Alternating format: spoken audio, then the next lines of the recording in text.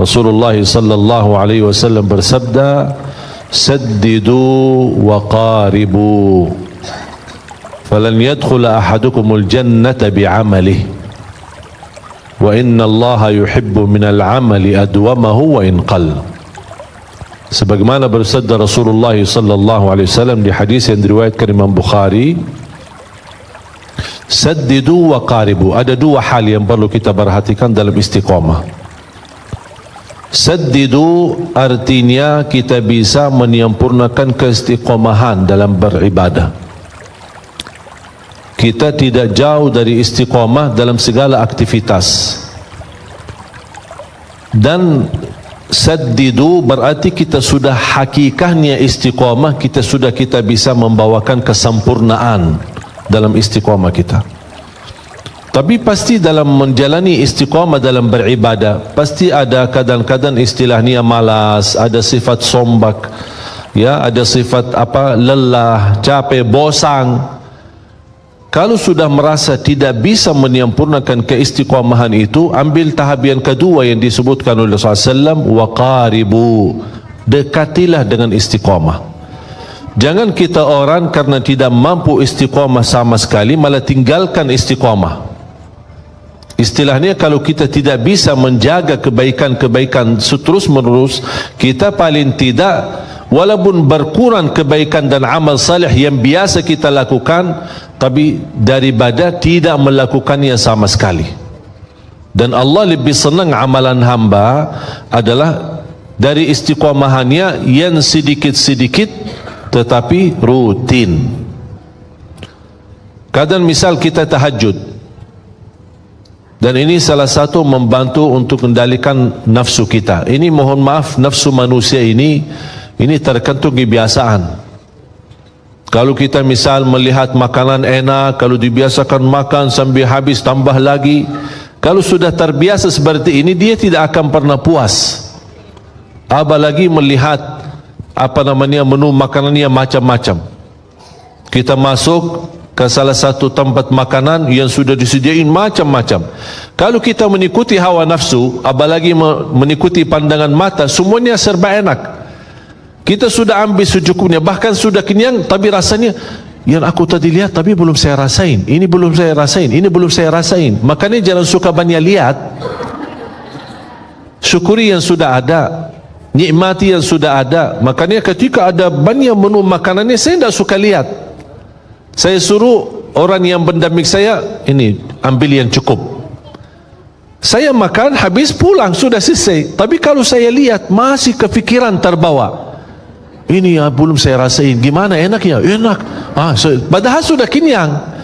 Karena manusia tidak pernah puas. Dan ini salah satu kita bisa menjaga kebaikan dalam beribadah. Islam menajarkan tidak boleh berlebih-lebihan. Kadang-kadang kita maksa, kita ingin misal tahajud. Kalau tidak bisa tahajud seperti rutin kita, misal 11 rakaat atau lebih atau panjang, ada satu malam kita merasa, hari ini saya lagi galau ya, capek, ada urusan membuat saya beban fikiran, aku kayaknya malas tahajud. Daripada tidak tahajud sama sekali, paling tidak 2 rakaat. 2 rakaat. Kalau tidak mampu 2 rakaat mengangkat kesusahannya, mengangkat masalah yang kita hadapi, paling tidak meringankan masalah. Itu yang disebutkan waqaribu, mendekati dengan istiqamah. Ada ikhtiar, ada upaya. Kita tidak bisa misal puasa Daud, tapi puasa Isnin Kamis. Tidak bisa puasa Isnin Kamis, puasa 3 hari dalam 1 bulan. Tidak bisa 1 bulan, puasa 1 hari 1 bulan. Rasulullah SAW bersabda, man sama yawman fi sabilillah ba'adahu Allahu 'anil nari 70 kharifa. Karena inti daripada puasa adalah benar-benar puasa lillahi ta'ala, imanan wa ihtisaba, percaya, beriman kepada Allah, menjalankan ibadah puasa dan mengharapkan ridha Allah Subhanahu wa taala, dibalas kebaikan. Siapa yang tidak harap dibalas kebaikan oleh Allah Subhanahu wa taala? Makanya Allah Subhanahu wa taala menjanjikan banyak, bahkan ada pahala-pahala dan karunia yang Allah rahasiakan, Allah sembunyikan, Allah sediakan bagi hamba-hamba, dan itu balasan bagi apa yang telah kita kerjakan. A'udzu billahi minasyaitonir rajim. Bismillahirrahmanirrahim. فلا تعلم نفس ما أخفي لهم من قرة أعين جزاء بما كانوا يعملون. Allah subhanahu wa ta'ala memberikan berita gembira bagi hamba yang selalu baik sangka sama Allah subhanahu wa ta'ala. Tidak ada jiwa pun yang boleh tahu apa yang telah dirahasiakan oleh Allah dari pahala. Tapi jumpa yang membuat menarik di janji Allah ini, bukan pahala yang dirahasiakan, tapi pahala yang dirahasiakan ini bakal akan menenangkan hati, kata Allah subhanahu wa ta'ala. Akan membuat kamu puas, membuat kamu bahagia, kata Allah subhanahu wa ta'ala. Percaya enggak janji Allah? Kenapa ya Allah dirahasiakan sampai balasan ini akan menenangkan hati? Jazaa'an bima kanu ya'malun. Banyak atau sedikit itu akan menjadi balasan bagi apa yang telah kamu kerjakan. Itulah istiqamah. Kita bisa kendalikan diri. Kalau tidak mampu sempurna, barin tidak berusaha mendekati kepada istiqamah. A'udzu billahi minasy syaithanir rajim. Bismillahirrahmanirrahim. Alhamdulillahi rabbil alamin. الرحمن الرحيم مالك يوم الدين إياك نعبد وإياك نستعين اهدنا الصراط المستقيم صراط الذين أنعمت عليهم غير المغضوب عليهم ولا الضالين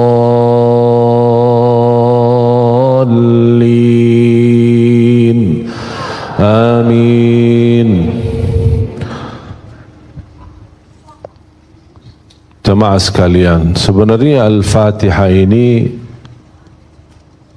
kalau kita bisa hayati, bisa belajari, itu sudah luar biasa, memberikan kecukupan dalam segala hal.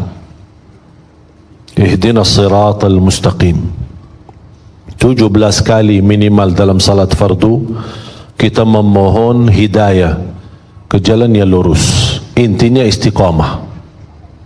Ya muqallibal qulub thabbit qalbi ala dinik. Yang membola balik hati, tetapkan hatiku atas agamamu.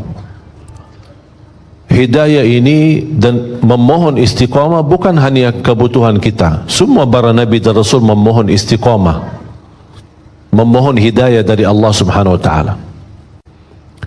Yang menarik di suratul Fatihah, dan ini menjadi pelajaran buat kita sebelum kita memohon istiqamah, selain apa yang tadi saya sampaikan, kan ada upaya, ya, kalau tidak bisa sempurna, paling tidak dekat dengan kesempurnaan.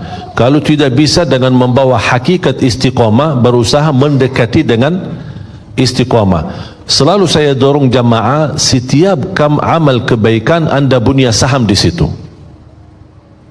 Setiap amal kebaikan anda punya saham di situ. Contoh, silaturrahim anda punya saham, sedekah punya saham, salat malam ada sahamnya, baca Quran ada sahamnya, menjaga dan memperhatikan anak yatim ada sahamnya, walaupun satu gitu. Karena ini salah satu upaya dan ikhtiar. Kita tidak tahu di mana Allah subhanahu wa ta'ala rahasiakan ridhanya di dalam amal salih. Ada 3 hal yang Allah sembunyikan. Allah sembunyikan keridhaannya di dalam amal salih. Kita tidak tahu di mana amal salih yang ada di dalamnya ridha Allah. Barang siapa yang melakukannya dapat ridha Allah. Dengan mendapatkan ridha Allah, beres dunia akhirat, sudah selesai. Cuma masalahnya kita tidak tahu di mana amal salih yang ada di situ ridha Allah subhanahu wa ta'ala. Yang kedua, Allah rahasiakan kemurkaannya dalam dosa dan maksiat. Kadang-kadang orang satu kali berbuat dosa tapi bisa menjadi celaka dunia akhirat, na'udzubillah, karena dia kena kemurkaan Allah di saat itu. Yang ketiga, Allah rahasiakan waliullah. Tidak ada yang tahu siapa waliullah di antara manusia. Kadang-kadang bisa waliullah di tengah kita. Kenapa Allah rahasiakan waliullah di tengah kita? Supaya kita tidak sembarangan menghina manusia. Bisa jadi anda salah menghina waliullah. Makanya kita belajar menghormati semua manusia. Dia tukang sapu, tukang sampah, tukang apa, kita tidak tahu. Barangkali dia waliullah. Karena bisa mendapat darajat waliullah itu bisa dengan satu kebaikan yang dia lakukan, Allah angkat kemuliaannya, Allah angkat darajatnya menjadi mulia di mata Allah Subhanahu Wa Taala. Makanya jangan kita sembarangan menghina orang. Kembali lagi, kebaikan dan keridaan Allah dalam amal salih. Misal contoh, wanita yang kita semua hafal kisahnya, yang tidak pernah berbuat kebaikan, hanya satu kali dia memberikan air minum kepada ekor anjing. Allah SWT melihat perbuatannya, Allah syukuri perbuatannya, Allah ampuni dosanya, Allah masukkan dia dalam surga. Itu yang disebutkan oleh ulama. Ternyata ketika dia beramal salih di situ kena ridha Allah Subhanahu Wa Taala. Ada di antara kita yang bisa mendapatkan ridha Allah di dalam salat malamnya. Makanya kembali jamaah sekalian, setiap amal salih anda punya saham. Tapi di antara amal salih, mana yang kira-kira kesukaan hatimu? Ada yang lebih cenderung kepada puasa. Udahlah, berbanyak puasa. Ada yang merasa lebih banyak aku suka tahajud. Udahlah, berbanyak tahajud. Tapi jangan lupa, di amal-amal salih yang lain anda punya saham walaupun sedikit. Contoh, sedekah walaupun 5.000 sehari, walaupun 1.000 sehari, walaupun seperak sehari. Ada upaya, ada sesuatu supaya segala amal kebaikan yang kita tahu, yang kita fahami, yang kita belajari, insya-Allah menjadi saksi baik. Allah Maha tahu, oh ternyata hamba ini setiap ada amal salih dia di situ punya saham walaupun sedikit. Itu yang disebutkan sedikit tetapi istiqamah, lebih disukai dan dicintai oleh Allah Subhanahu Wa Taala. Makanya jamaah sekalian, semakin kita memahami istiqamah dengan pandangan mudah, insya-Allah bakal mudah.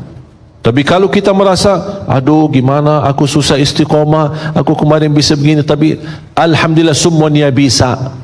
Yang tidak bisa banyak, paling tidak jangan tinggalkan semuanya. Hafal tolong kata ini. Kalau tidak bisa semuanya, jangan tinggalkan. Jangan tinggalkan semuanya. Istilahnya, aku nak bisa tahajud, capek. Tak usah, tak apa-apa. Tak bisa lama-lama, panjang-panjang, 2 rakaat. Aku kalau tidur, takut ketiduran. Nanti bangun, apalagi tak jamin saya bisa bangun tengah malam. Ya udah, tidur, salat malam sebelum tidur. Boleh enggak salat malam sebelum tidur? Boleh. Karena waktu salat malam habis Isya sampai subuh. Ini hukumnya berlaku kepada masing-masing sesuai kemampuan. Ada di antara bapa ibu biasa tahajud, tidur dan tahajud, teruskan. Ada yang merasa, aduh kalau saya tidur kayaknya dah bakal bangun, syukur-syukur kalau bangun subuh. Daripada malam itu terlewat, tidak tertulis salat malamnya, ya udah salat malam sebelum tidur. Bahkan itu dianjurkan oleh Rasulullah SAW ketika masalah witir. Sahabat Rasul Abu Hurairah berkata, "Awsani khalili bi thalath." Aku telah diwasiatkan oleh Rasulullah SAW 3 hal atau 3 amalan. Yang pertama, jaga puasa 3 hari setiap bulan, yang disebutkan Hijriyah 13, 14 dan 15.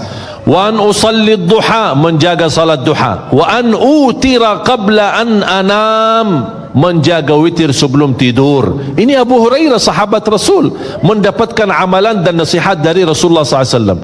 Dan ini kembali, kenapa ada hadis witir sebelum tidur, ada hadis witir adalah penutup salat malam. Ini memberikan pandangan kemampuan masing-masing.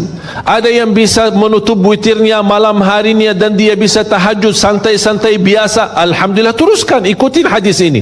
Kalau anda merasa tidak mampu, berarti anda punya pilihan lain, mengikuti hadis witir sebelum tidur. Tapi kalau sudah bangun tidur lagi, bisa tahajud lagi, bisa salat lagi, tapi tidak boleh witir lagi karena sudah witir duluan.